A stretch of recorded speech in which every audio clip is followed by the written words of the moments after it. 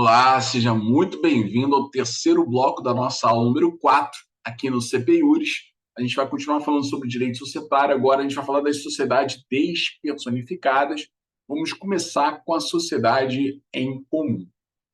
A sociedade em comum ela está disciplinada no Código Civil a partir do artigo 986 e vai até o artigo 990.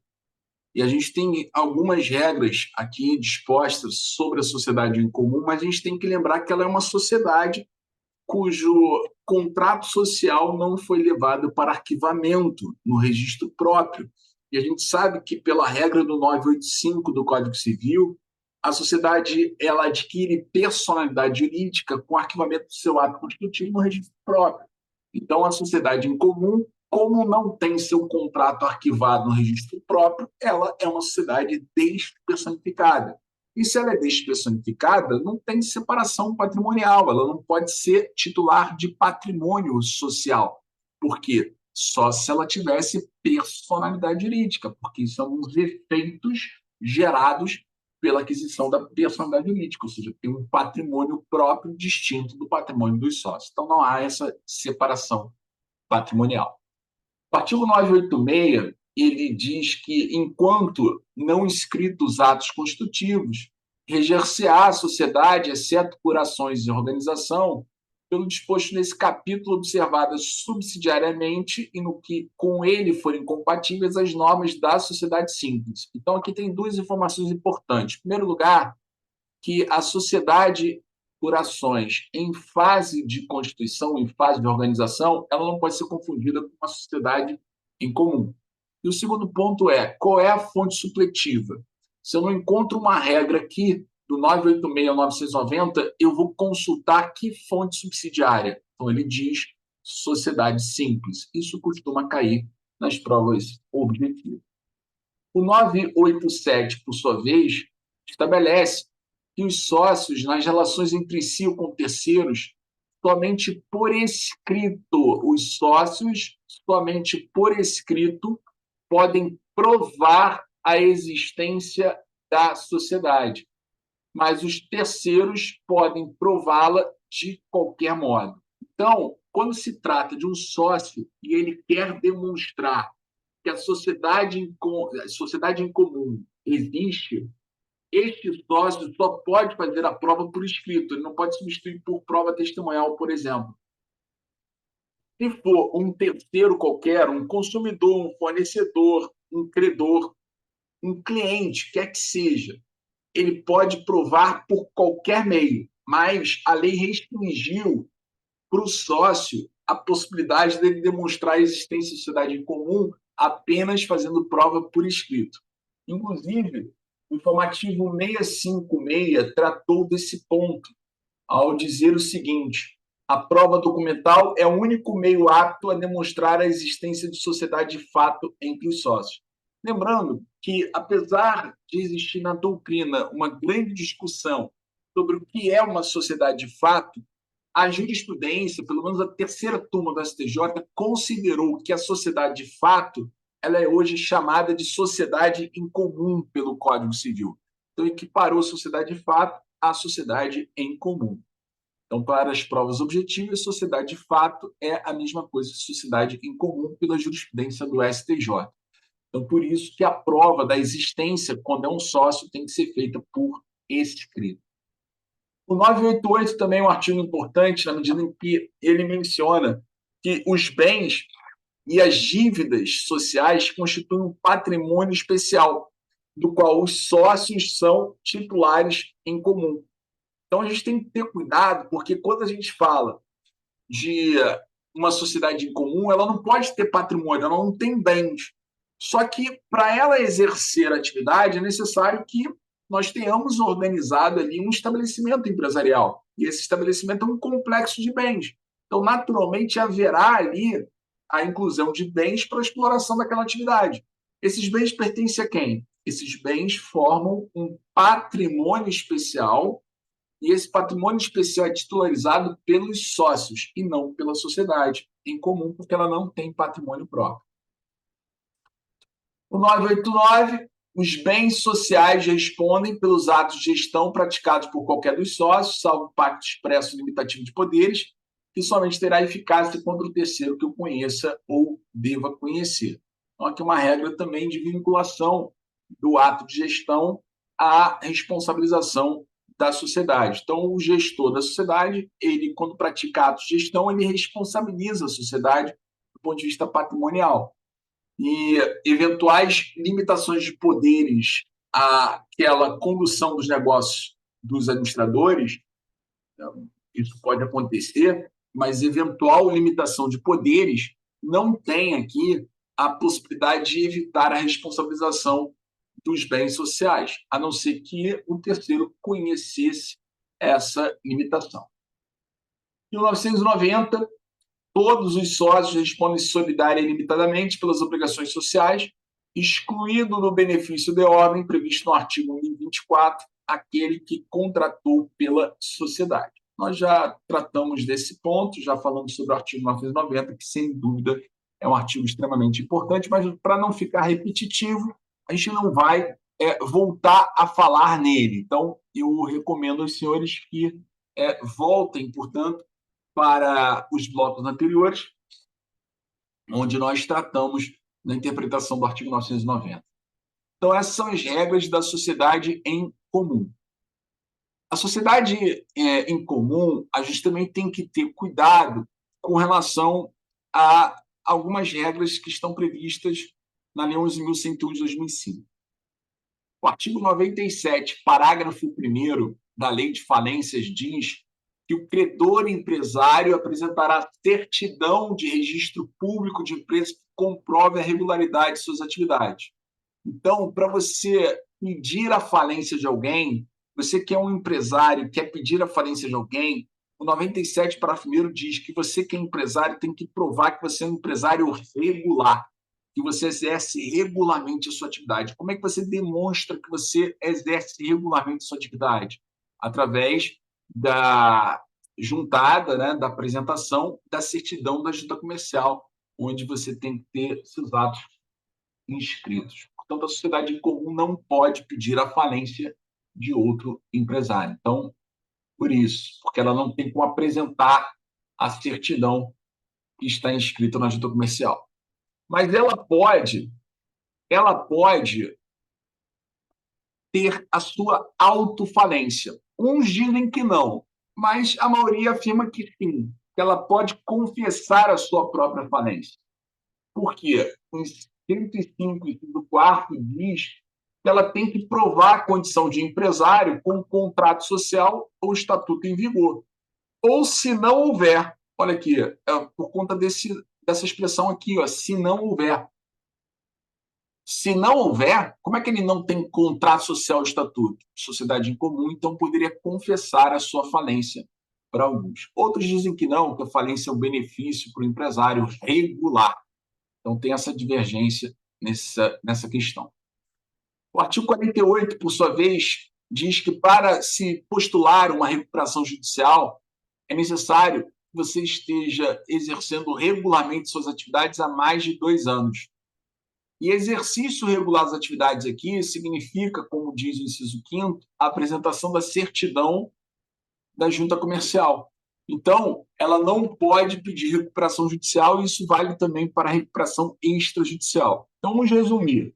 Então, o primeiro ponto que a gente tem que aqui observar é que a sociedade em comum não pode pedir a falência de um outro devedor empresário. Artigo 97, parágrafo 1º.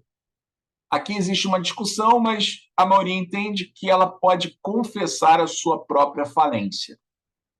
E outra questão é, por força do artigo 48 do 51, inciso 5º, a sociedade em comum não pode pedir nem recuperação judicial, nem recuperação extrajudicial.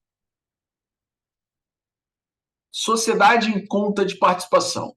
Sociedade em conta de participação é uma outra hipótese de sociedade despersonificada, pelo menos assim previsto no Código Civil.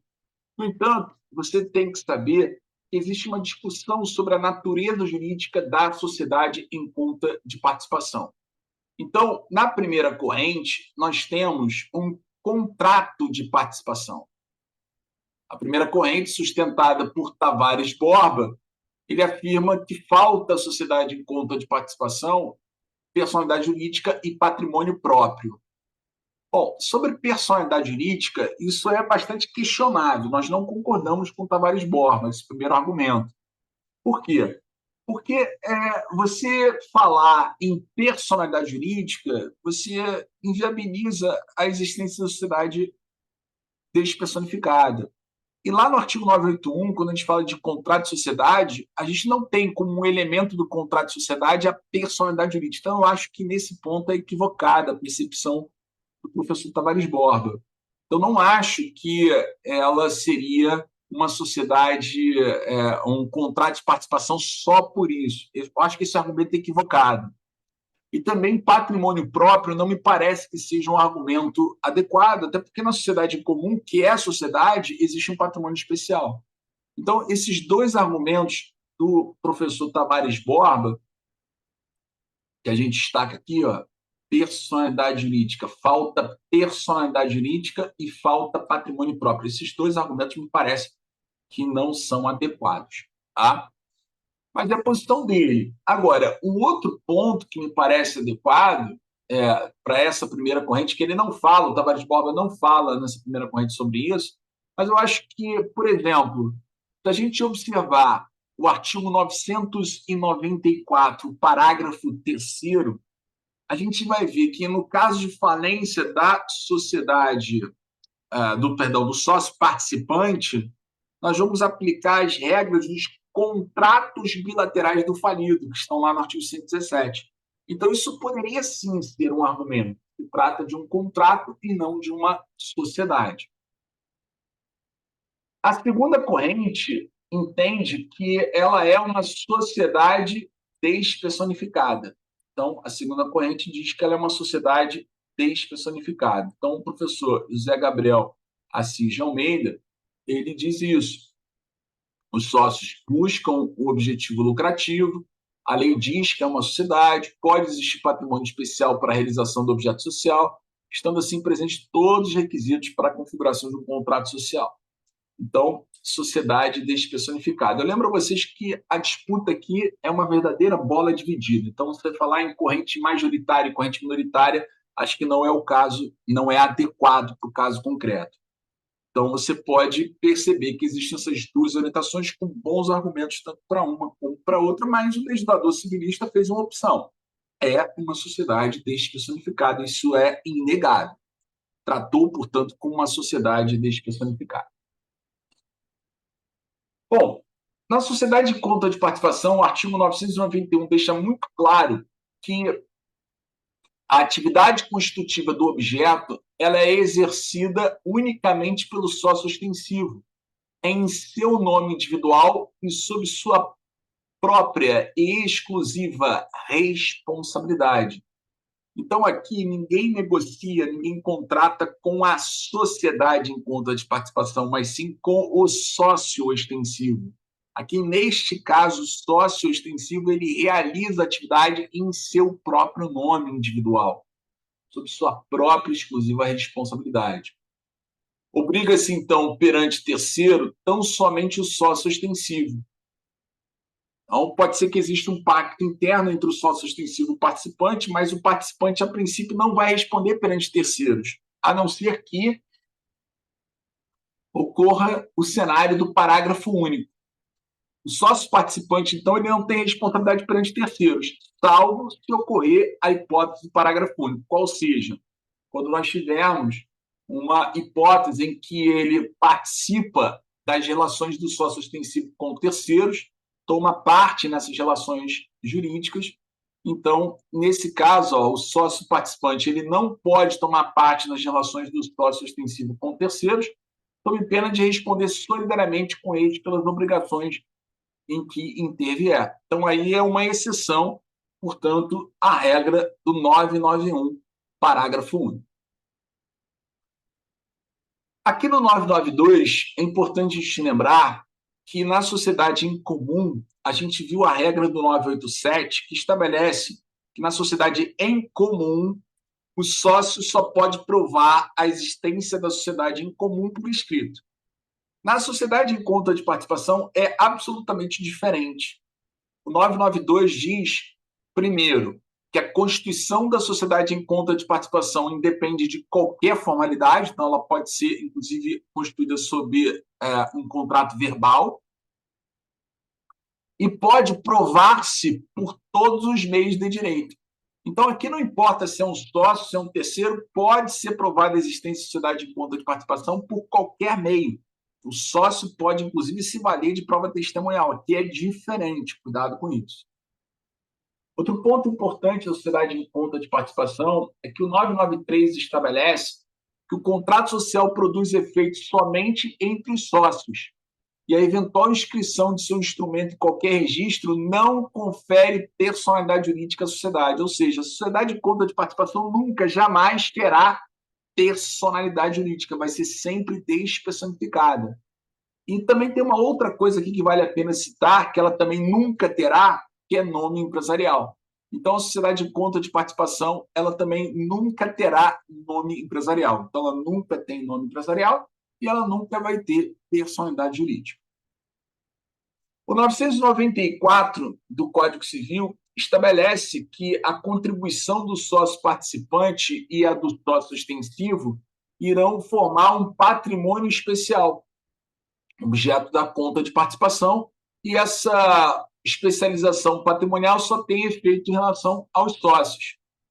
Devemos lembrar ainda que, pelo parágrafo 2º, se houver a falência do sócio ostensivo, nós vamos ter automaticamente a dissolução da sociedade em conta de participação e a liquidação da respectiva conta, cujo saldo constituirá crédito de natureza quirografária. Mas, como eu já havia antecipado, se a falência for do sócio participante, é diferente. Nesse caso, o contrato social vai ficar sujeito às normas que regulam os efeitos da falência nos contratos bilaterais do falido. Então, na falência do sócio participante, não há dissolução automática. A gente aplica o artigo 117 da Lei de Falências, que dá o direito do administrador judicial de dar continuidade àquele contrato se ele entender que é melhor para a massa falida. Então, a falência do sócio extensivo determina a aplicação do artigo 117 da Lei de Falências. Então, cuidado, hein? Falência do sócio extensivo, falência do sócio participante, as regras são distintas. Ainda sobre a sociedade em conta de participação, o artigo 995, ele esclarece que o sócio extensivo não pode admitir novo sócio sem o consentimento expresso dos demais, a não ser que o contrato diga de maneira diferente. Então, tem que ter uma ressalva expressa no contrato. Se não tiver essa ressalva, o sócio extensivo não pode admitir novo sócio sem o consentimento expresso dos demais. E no 996, a gente tem duas regras importantes. Aplica-se a sociedade em conta de participação subsidiariamente e no que com ela for compatível disposto na sociedade simples. Então, isso aqui também é importante porque cai em prova objetiva. E a sua liquidação, cuidado, porque a liquidação de uma sociedade em conta de participação segue a regra da ação de exigir contas, que está lá no artigo 550 do CPC. Então, cuidado, não é mais prestação de contas, é ação de exigir contas, que está no artigo 550 do CPC. Legal? Então, cuidado aí com as regras sobre a sociedade em conta de participação. Vamos passar, então, agora para as sociedades personificadas. Vamos estudar aqui a sociedade em nome coletivo. A sociedade em nome coletivo ela vem prevista no artigo 1039 do Código Civil. O artigo 1039 ao 1044. E o 1039 já traz informações muito importantes. Algumas delas a gente já tem conhecimento. Por exemplo, na sociedade em nome coletivo, somente pessoas físicas podem tomar parte na sociedade em nome coletivo. Então, só pode ter sócio pessoa física, não pode ter sócio pessoa jurídica. respondendo todos os sócios, aqui a gente já sabe, ó, solidária e ilimitadamente pelas obrigações sociais. Outra questão também, ó, o 1040, a sociedade em nome coletivo se rege pelas normas deste capítulo e no que seja omisso pelas do capítulo antecedente, ou seja, as regras da sociedade simples. Por isso, por exemplo, que cabe a contribuição para o capital social em prestação de serviço, com base nesse artigo 1040. Você aplica o 1006 do Código Civil com base nesse artigo 1040. 1042, a administração da sociedade compete exclusivamente a sócios. Então, compete exclusivamente a sócios. Então, a gente já sabe, a gente já falou sobre isso, que na sociedade não coletiva é uma característica dela, a sociedade só pode ser administrada por quem seja sócio. Outra regra importante é no 1043, o credor particular do sócio não pode, antes de dissolver a sociedade, pretender a liquidação da cota do devedor. A não ser que a sociedade tenha sido prorrogada, ou prorrogada tacitamente, ou, tendo ocorrido prorrogação expressa contratual, for acolhida judicialmente a oposição de credor levantada no prazo de 90 dias, contada a publicação do ato dilatório. Então, o sócio, o credor particular do sócio não pode pretender a liquidação. Não pode pretender a liquidação. Mas veja, a penhora de cotas é possível. O que não vai ser possível é a liquidação. A princípio, não se admite a liquidação, a não ser que aconteça essas hipóteses aqui, né? A penhora pode, o que não pode é a liquidação, porque a liquidação significa a expulsão do sócio. Então, aqui é diferente do 1026. Parágrafo único.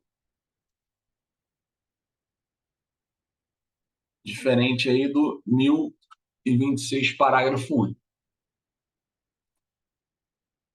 Deixa eu colocar aqui de outra maneira que fica parágrafo único do Código Civil.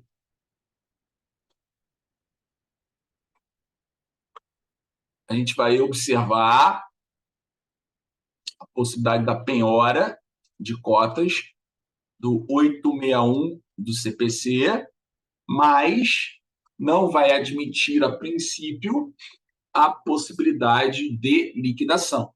Então, você pode ter a penhora, mas não vai poder ter a liquidação, a não ser que a gente esteja diante desses casos aqui do parágrafo único. Então, eu vou observar a possibilidade de penhora de cotas é possível, sigo o padrão do 861, mas eu não posso aplicar a liquidação que vai estar prevista. A fase da liquidação você não aplica, a não ser que estejamos diante de uma dessas ressalvas do parágrafo único. Aqui a gente tem uma regra diferente do que existe para a sociedade simples, por exemplo. E o 1044,